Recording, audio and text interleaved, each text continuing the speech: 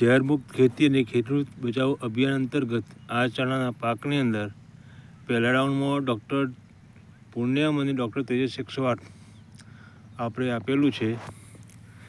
જે જમીનની અંદર જે જમીનજન્ય બેક્ટેરિયલ ફૂગ જે હતી, વ્હાઇટ ને બ્લેક ફૂગ, આમાં એક છોડ દેખાતો નથી. અને બીજા રાઉન્ડમાં ઇનિટેક અને તેજસનો સ્પ્રે કરેલો છે.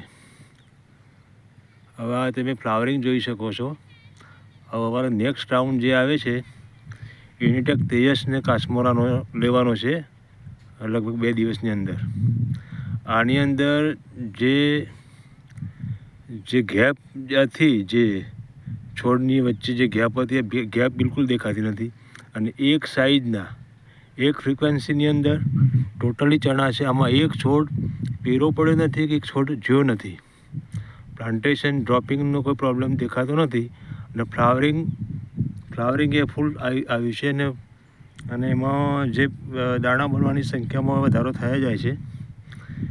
જ્યારે યુનિટેક અને તેજસનો રાઉન્ડ આવશે એટલે આ ચણા હજી સુધીની હાઇટ પકડશે અને હજી ફ્લાવરિંગ આવશે એની અંદર.